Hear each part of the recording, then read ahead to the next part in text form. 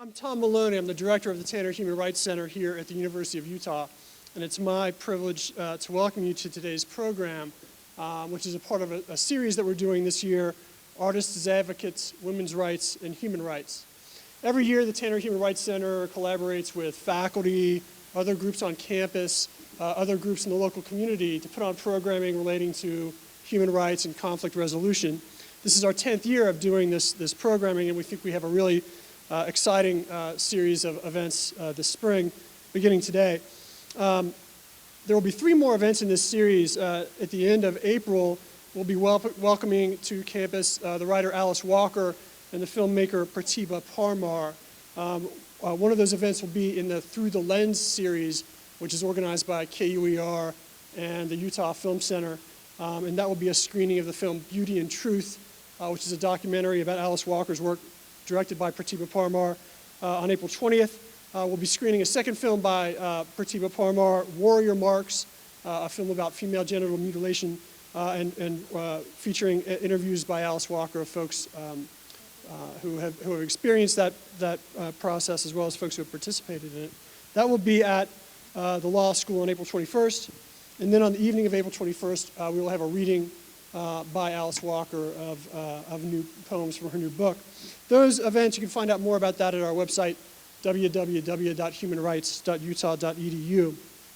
As always, I want to thank the Tanner family for their foundational support that they provide to the center, as well as our programming partners in this series, KUER, the Utah Film Center, and Amnesty International in particular for today's events, and also our financial partners in the College of Social and Behavioral Science, the Honors College, and the Tanner Humanities Center.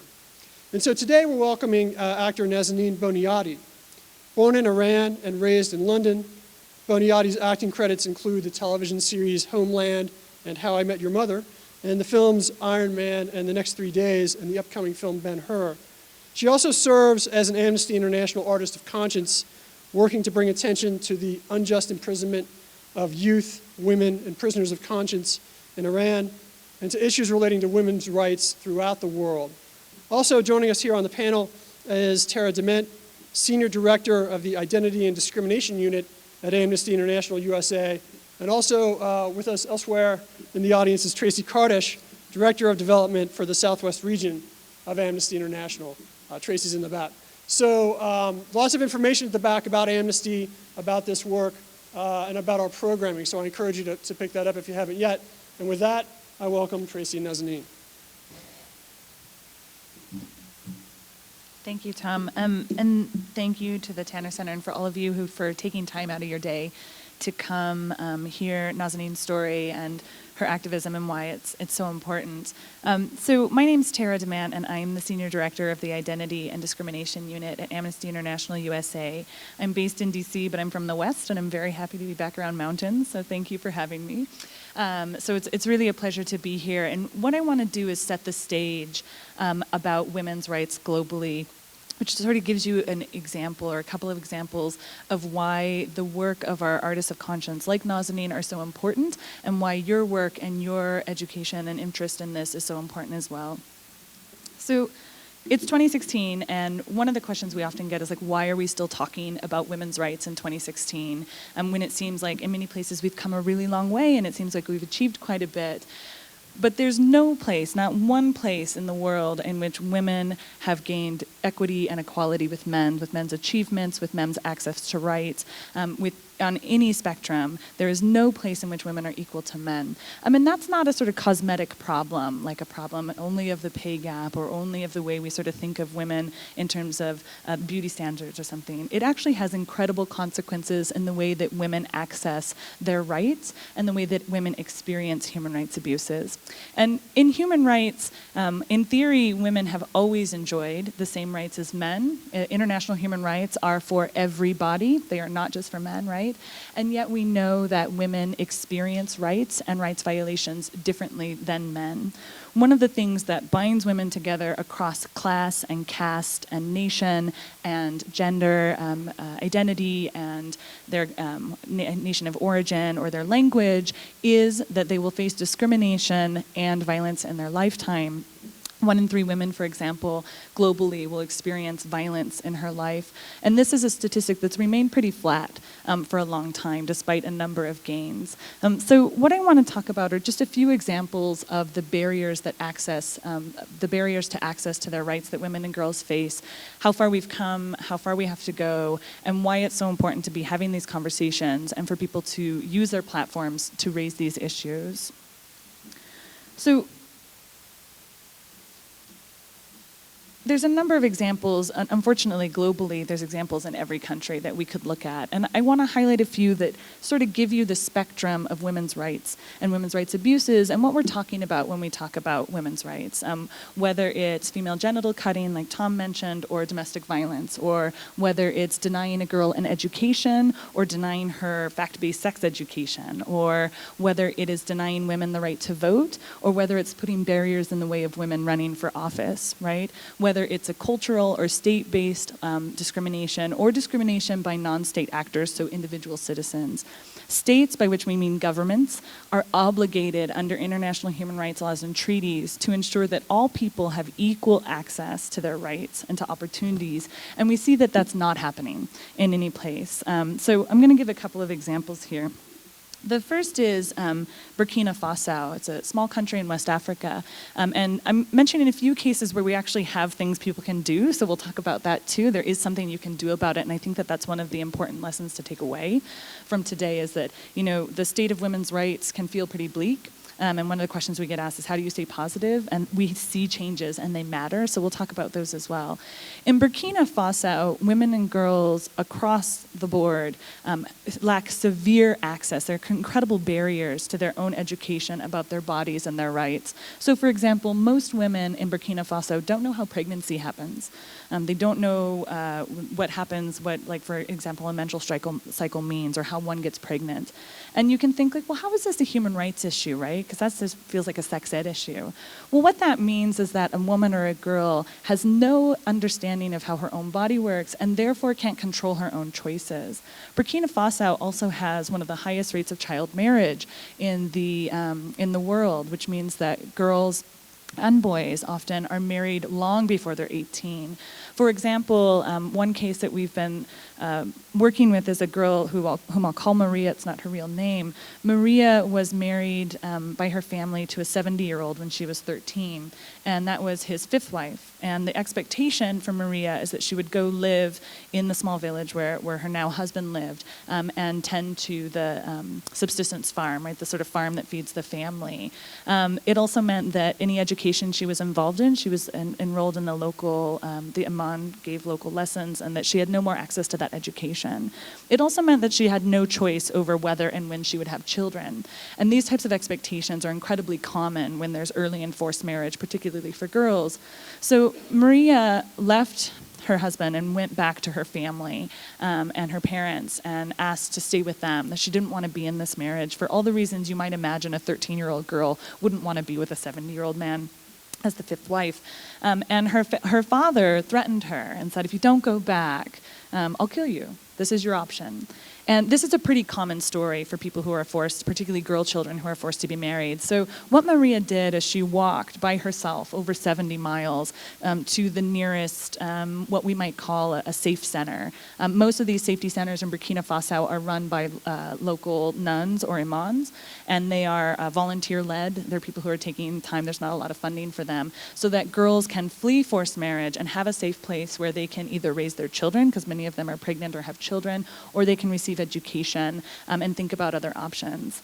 Maria's case in Burkina Faso and in many countries around the world is not rare, unfortunately, but that she was able to escape that forced marriage is rare. And so Amnesty International is working in Burkina Faso with our Burkina Faso team to ensure that this isn't happening, but this is compounded by a lack of education for girls and women in Burkina Faso. So what you see in a lot of these places is that there's a real confluence of rights. It's not just one right that's being violated, like lack of being able to choose if and when you get married, which is a basic human right, but a lack of access to education, including education about your own body and how it works. So That's one example of the types of rights work we do and the consequences for women and girls if that happens. You probably know this, that the more a girl is educated, it's the number one indicator for a quality of life, not only for herself, but also for her community. So the more a girl is educated, the better her life will be in terms of lack of maternal mortality goes down, her number of children goes down, and also her economic opportunities go up. And that's also true then for her community, which is different than it is for boy children. When girl children are educated, the life and livelihood of her community is much more likely to be more sustained. Another example of the types of barriers that face women and girls are in the Democratic Republic of Congo, which is in sub-Saharan Africa. In the Democratic Republic of Congo, there's been an ongoing, and the after effects of an ongoing civil war and conflict. And women and girls in many conflicts, and in all conflicts that we've researched, are used as spoils of war. Oftentimes as specific as war crimes, with rape as a weapon of war. So that this stems from understanding girls and women as somehow objects that can be passed around, that are less important and less meaningful than men. And so in a place like the DRC, although not exclusively, women and girls are survivors of incredible sexual violence. And again, this type of sexual violence is not an accident, it's not a mistake, it's not somehow just this really bad thing that happened. It's an intentional human rights violation, and it stems from incredible discrimination, global discrimination against women that sees women and girls as less than men, somehow fundamentally different from and less than men and less deserving of rights. Another example of barriers that women and girls face is in regards specifically to sexual and reproductive rights. In El Salvador, for example, there's a total ban of abortion, which means under no circumstances can a girl or woman seek abortion, including if her life is at risk. And this is in contrast to international laws that guarantee, at the very minimum, a woman has abortion, for example, if she's a survivor of rape. What this type of total abortion ban means in a place like El Salvador is it doesn't reduce the number of abortions, it makes them incredibly unsafe. It also means that a number of women are imprisoned because they miscarried or had stillbirth. So women, because they lack bodily autonomy, because they lack this fundamental right, not only women who have had abortions, but who are suspected of having abortion, are in prison. So the case, for example, of Carmen, and we have an action you can take, that Carmen suffered a miscarriage at work and she passed out, and when she woke up she was chained to a hospital bed because doctors have to report any sort of suspicious miscarriage, otherwise they too will go to jail. So there are 15 women, there were 17, there are 15 women serving 50-year prison sentences in El Salvador because of natural stillbirth or miscarriage. One more example is here in the United States, and I think this is really important. When we think about human rights, we sometimes might think, oh, these kind of things happen over there, somewhere kind of far away, somewhere I've read about or seen on, a newspaper story. But here in the United States, these same root issues of discrimination and violence against women happen on a daily basis. As I said before, one of the things that binds women together is that we face rights violations that are different than men, and sometimes specifically targeted at women because of their identity or perceived identity. But that doesn't mean that every woman experiences the same level of risk. And in the United States, for example, 1 in 4 to 5 women will experience some type of sexual assault in her life. If you are Native American or Alaskan Native, however, that number is 1 in 2. And Amnesty International did research. In one tribe, we couldn't find one woman who had not been assaulted. This means that women then discrimination is compounded by who you are and where you come from. And we see that in the United States in a lot of issues, right?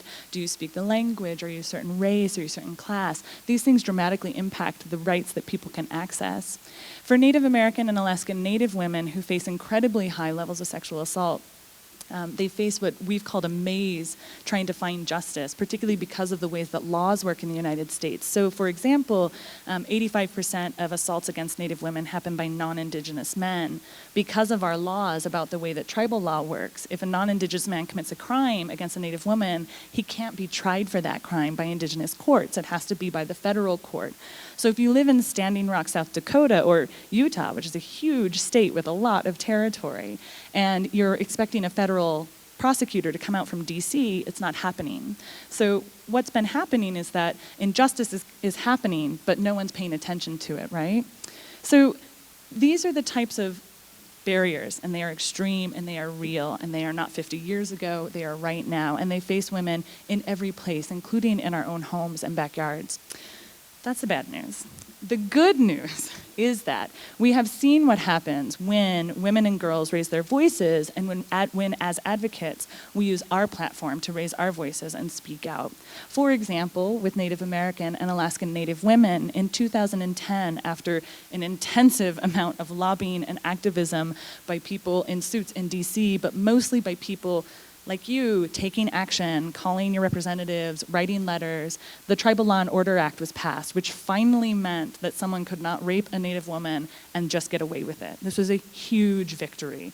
And we partnered with Indigenous advocates for years working on this, but it was because individual people raised their voices that finally people made the change in DC, right? So we've seen incredible victories.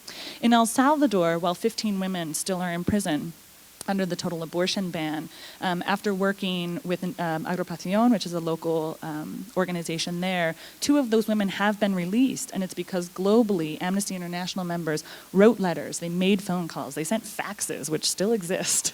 Someone sent a fax. You know, these are the types of raising your voices, like made a real difference, and now 2 of those women are released. And it can feel like that's a battle that we can never win because they're still 15, but for those 2 women, they are no longer serving 50-year sentences. They are back with their families. Most of the women who are in prison, almost all of them have children and families. That makes a real difference. In the Democratic Republic of Congo, a woman by the name of Julienne Lessange has been leading, she started as a newspaper reporter, and she was going around talking about health issues, not related to human rights, she thought, health issues. But because of her reporting, and when she learned about the incredible violence that was happening against women in the DRC, she was able to lift this issue all the way to the UN. This is like a woman on a one of those little motor scooters, like going village to village, listening to women and girls tell their stories, and was able to have the UN and the DRC identify and label what was happening as a war crime. And now the trial systems are working, and there's justice coming, not fast enough, not enough, but it is coming. And in Burkina Faso, where I started, where women and girls are still at incredible risk, just last Tuesday, the government of Burkina Faso, because we've been really raising a stink about this issue, made a press release that they are raising the age of marriage to consenting adult age, as opposed to 13 and 16, which was the previous age for girls and then boys. They're raising that age to raising the marriage age to 18. And they're instituting programs so that girls have opportunities, right? Because the law matters, but it's really the opportunities that matter most. That happened because people raised their voices. The Burkina government knew it was a problem, but no one was saying anything about it. And human rights, I said this earlier, is a lot like high school. No one wants to be unpopular. Right? And so when you raise your voice and you call out on the government, when you use whatever platform you have, it makes a difference. And sometimes that difference isn't overnight, but oftentimes it happens. And it happens only because we take action. Your action, and one of the real privileges of working with Nazanine is thinking about wherever you are, whatever platform you have, right? It can feel like, oh, you have to be president to make a difference. Wherever you are, your voice matters. And it makes a huge difference for the life of women and girls. So while we have a long way to go, I am very confident that we can get there. I know we can because I've seen these victories happen. So it is my pleasure to introduce Nazanine then to speak about her activism and her journey to raising her voice.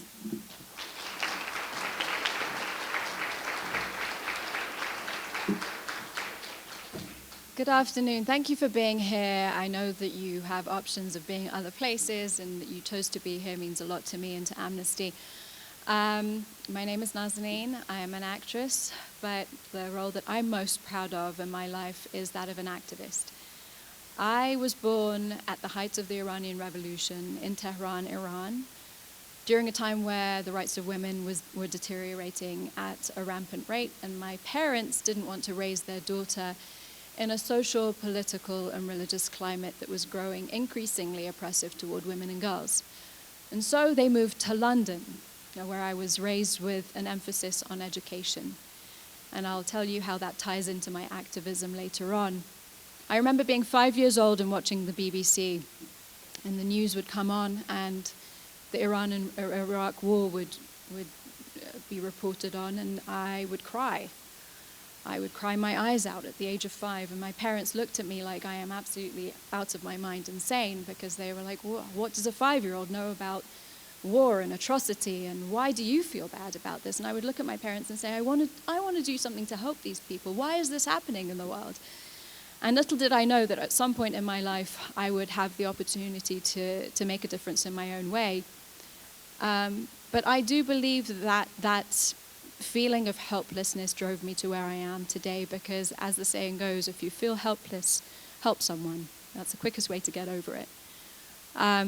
So I was raised in London, and I was fortunate because I grew up at a time where Amnesty International had a very strong presence in the UK, and I was exposed to human rights and Amnesty International through artists.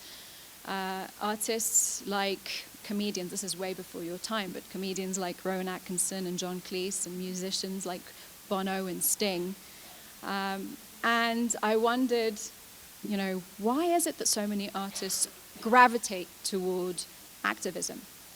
And when I became an actor, I realized it's because we rely on the freedom of expression so heavily in our work that it becomes this sort of innate, inherent reaction to want to fight for the disenfranchised. And when we see people's rights violated, it feels personal to us, because we don't want those rights taken away from us. I can't imagine living in a world where I can't do my job, which is just basically, portraying a character.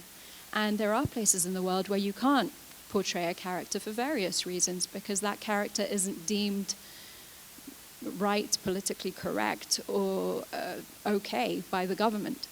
There are filmmakers in Iran who are imprisoned simply for making a film with a message that the government doesn't agree with. There is a specific actress who is imprisoned because she appeared in a film without a headscarf. And so that, to me, is the primary reason why I see this synergy between arts and activism. In 2006, I learned about a statistic. A survey was done by the McCormick Tribune Freedom Museum. And before I tell you about the statistic, I want to ask you a question. And I want you to raise your hands, and please be honest, because I may call on you to actually answer the question. But how many of you, please raise your hands if you can name the 5 freedoms granted under the First Amendment to the US Constitution?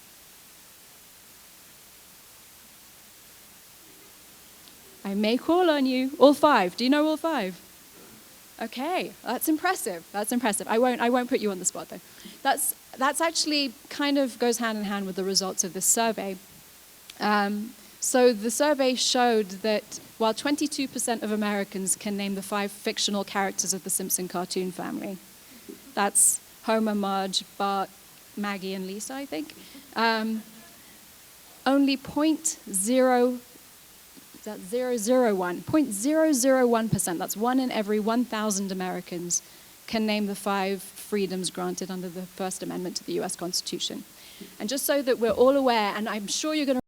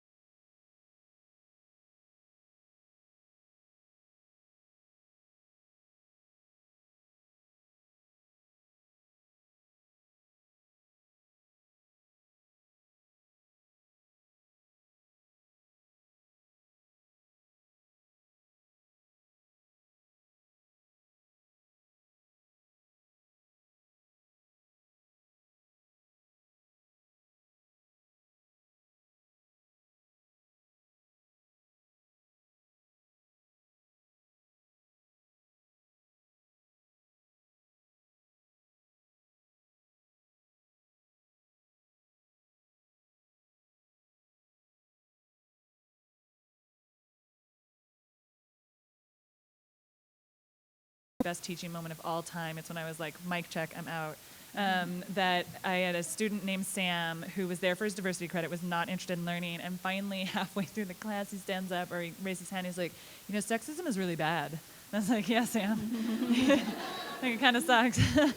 And a lot of the women in the class were like, and he said, and this is what I think really matters, like, sexism is bad for men too, and that's what he realized, right? And that's the curriculum. My curriculum was designed to show that, which is like, sexism is really bad for women, but it's also bad for men. And I think that those conversations, they have to just keep happening, because there's not one conversation, unfortunately, that I can hand and say like, oh, just talk to your weird uncle about this and he'll totally get it, because we've all got one, where, at Thanksgiving or whatever holidays you celebrate, like when you're with your family, the question, like, how do you approach someone? And that can be very personal, like what resonates with someone, and it might be that they have a lot to lose by admitting that they have privilege. Privilege is a really hard thing to think about, particularly as a white person in a white dominant society, for example. Privilege is very difficult to say, like, I have systemic advantages simply because of the accident of my birth. And so I know personally how hard that is. And so I think for men who are not necessarily like bad dudes,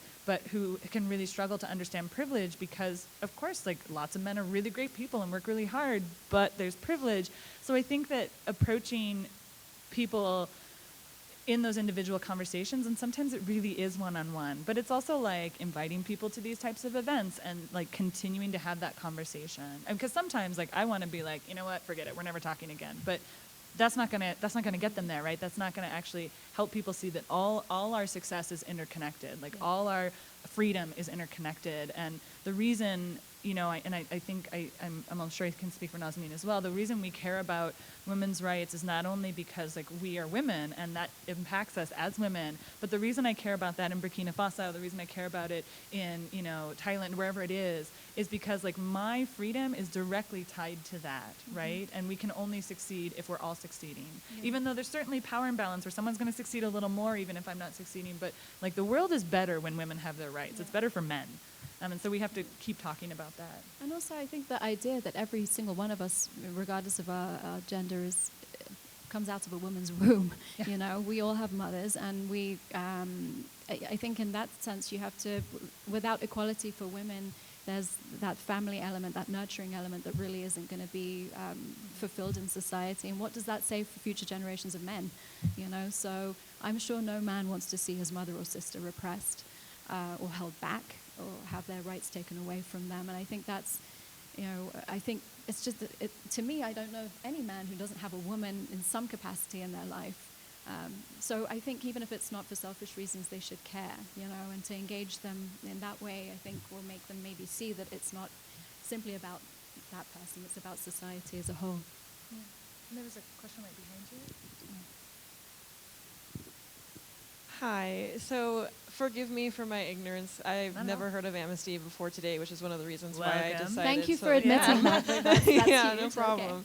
Okay. So something that I study here at the U is specifically about, like, the inequality that's among all people who aren't considered, like, cis males or whatever you want to categorize that as. So I was wondering if there's any advocacy programs or anything that you guys help with those who are transitioning and decide that they're transgender, like they're transgendering to females. Is there anything that you guys help to advocate for the promotion and equality of those who weren't necessarily born with that? Sure. With that, you got it. Yeah. That gender designation. Yeah. No. You're speaking my language here.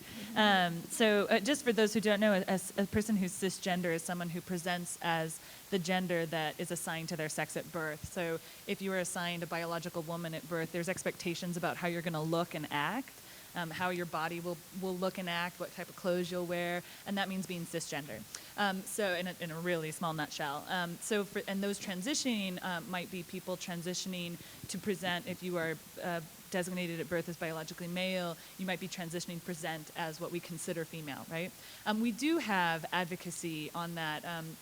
We have, for example, Missy, I'm going to call out Missy in the back, if you can wave, and also is Elizabeth, right? Who's part of our student group here in our organizing in Utah, and we have, for example, an LGBT rights activist, evergreen activist toolkit, which is looking at how can you support ongoing advocacy, because LGBT people, which is lesbian, gay, bisexual, transgender people, are doing, like, they're fighting this battle, right? Like, we are not the first people to say, like, hey, this is a problem. And so how can we better support that work? I don't know if there's an LGBT rights group on campus, but if there's not, you should start one. If there is, you should be there and talking in those stories. So we don't have specific legal advocacy for trans rights, but we are really concerned about and are working towards what are sometimes called religious freedom bills, which are trans discrimination bills, which is disallowing someone to enter into a bathroom because they aren't committed to the biological sex they're assigned at birth. And for those of you who haven't taken gender studies, and you definitely will be after this because it's so important, biological sex is made up of 4 categories, which is your chromosomes, your gonads, your hormones, and your genitalia. It's not just your genitalia. And so this idea that somehow you are inherently this thing actually is wrong, right? And so we're really concerned about those bills. So we fight against those types of bills and discriminatory bills like that at the DC level, but for local activists, if you see that type of discrimination, we very loosely, to me, Missy and Elizabeth can help organize around that, right? If there's something happening in Salt Lake about trans discrimination, like, we should be talking about the human rights issues about that and, like, why that's a human rights issue, because trans rights are human rights, right? They're not sort of specialty rights or like tiny little rights for like special people, right? It's like they're human rights, and they're very connected to women's rights, right? Which is being judged and held back and discriminated against because of who you are, who you're expected to be. I just want to add something really quickly. Just a thought that came to my head, kind of related but not.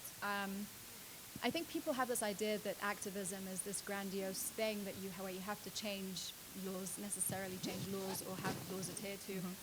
I think you have to live and breathe human rights, and that's the most important thing, is to use it to its utmost in your own sphere of influence, whether it's with your classmates or within your family. And I think that's often overlooked because you're so busy fighting as an activist for the rights of people over there that you're forgetting to implement it, wherever you are on a day-to-day basis. Because I think when you start living and breathing human rights, it just becomes second nature to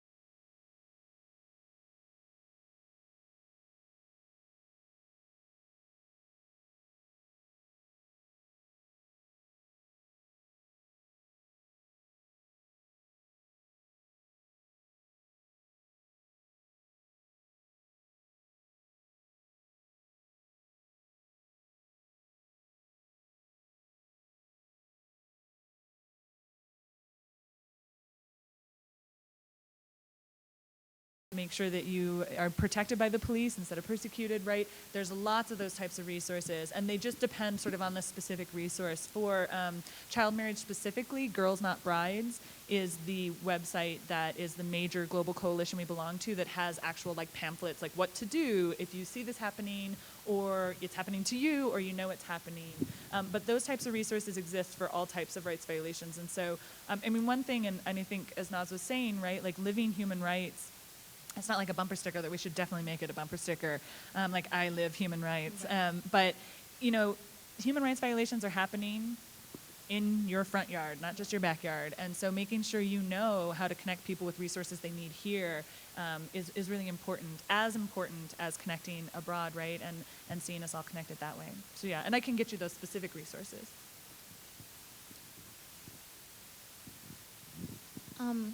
I know you did some type of poetry thing with Amnesty International, The Power of Words, and I watched it 2 nights ago, and I thought it was really amazing because we forget going back to a question that somebody asked about how do you deal with situations that are happening in your home or happening around you, coming from a culture that supports or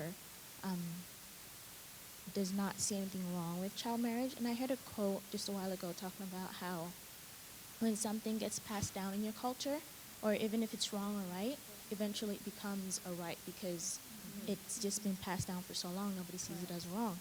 So how do you use your words and the power of your words to change, even though you're not in your culture, in the country that you're from? How can you do that, especially from you because you're not in Iran? But how do you go and change things where you come from or places that you can associate with? That's a good question. Yeah. So what you're referring to is that it was a PSA that we did, Amnesty did, called The Power of Words, that Morgan Freeman did. I did the voiceover for, and the campaign was The Power of Words, because words, we use words a lot in Amnesty. We write letters, we add our names to petitions, we write petitions, and the effect that that has is, even though we think that they're just words and they're written words and they're verbal, spoken words, they do reach people. I haven't been to Iran in many, over 20 years. However, the most followers I have on my Facebook page are inside Iran. Oh, really? Yeah. And that's 222,000. So you can imagine the number of people I'm reaching is significantly, I think 80% of those people are in Tehran. So, we know we're reaching people.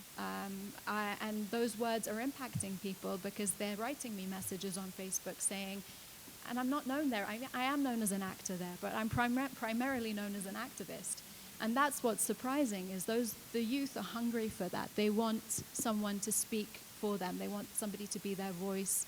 And it showed me that just how powerful words are.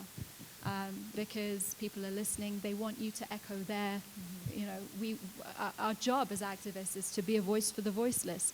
And, there are a lot of voiceless people in the world. And that's why the word is so important, because we are echoing their message to people who can make a difference. Yeah. I think we're just about time. So I don't want to sound like a super old person, but social media means that your voice matters so much more than it did when I was a kid. Like before the internet, which is a time I vividly remember, that your voice can be amplified in ways that we could only have dreamed of pre-internet, and it really matters. And I think one thing I'd say is, as we're wrapping here, is that your individual voice sitting here in a chair in Utah matters, and it makes a difference. Yeah. And that's not something we say and don't mean. I say this because I have seen it happen, and it is real, and that's how Amnesty works, and that's how Amnesty makes the difference. That's how we look to change laws and culture, right? That we work in communities across the world. You work in your own community here in Utah. Activists work in their own communities in Ouagadougou, wherever it is. And so, our hope is that you can see that the type of power that comes from raising your voice wherever that platform is, and you do that in whatever conversations that is, whether it's privately, whether it's publicly, whether it's getting involved with an organization that supports people of different identities, whatever that is, that you use your voice. And we have opportunities at that back table to raise your voice in a very analog way, which is, to write a letter for human rights. But even if you're writing, what is that crazy thing? That even using your social media to tweet at world leaders. I mean, the example I'll give is, unfortunately, a few days ago, a human rights defender was killed in Honduras, and the government has not been responding in the way that's conducive to human rights law. And so it's been really difficult to get a hold of them on the phone, but the president's Twitter is blowing up, and the government has now responded because there was such an influx just of people being like, what is going, you need to respond, right? So these tools that we have, raising your voice by letter, being part of a club, raising your voice in your communities, in your families, on Twitter, on Facebook, it matters, and it really makes a difference. So our hope is, right, that you do raise your voice, because that, the words matter, and they can matter. That individual word matters because it joins with my words, which joins with Naz's words, which joins then with the words of 220,000 people listening on the other end, right? So that's our hope, is that you do take that away and really do raise your own voice.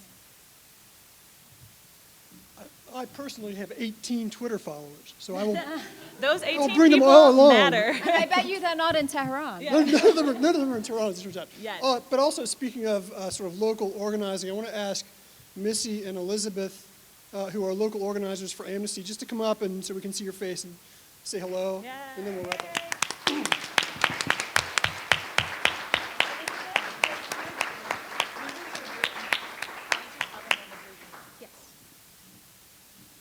Hello, everybody. My name is Elizabeth Gamara. I'm the student activist coordinator here in Utah and also the student group leader for the Amnesty International student group through ASUU. We work on campaigns, petitions, events such as this one, and so on. So if you want to ever get involved, please feel free to contact me. Our email is amnestyuofu@gmail.com. Our meetings right now are currently being rearranged and so that it works for everybody to come and make it. But it's typically, it will be maybe on Fridays, twice a month. Thank you.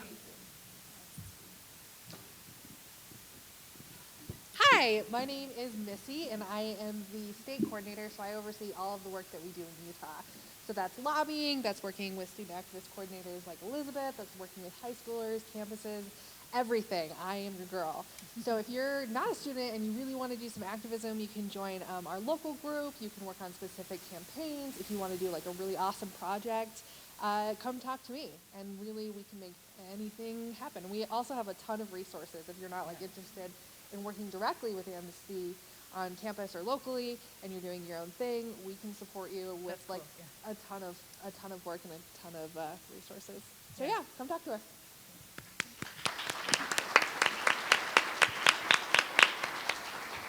So thanks again, everyone, for coming out. There's information about Amnesty in the back. There's information about the Tanner Human Rights Center. I encourage you to come to our events in April. That schedule is in the back. And please join me one last time in thanking our guests today.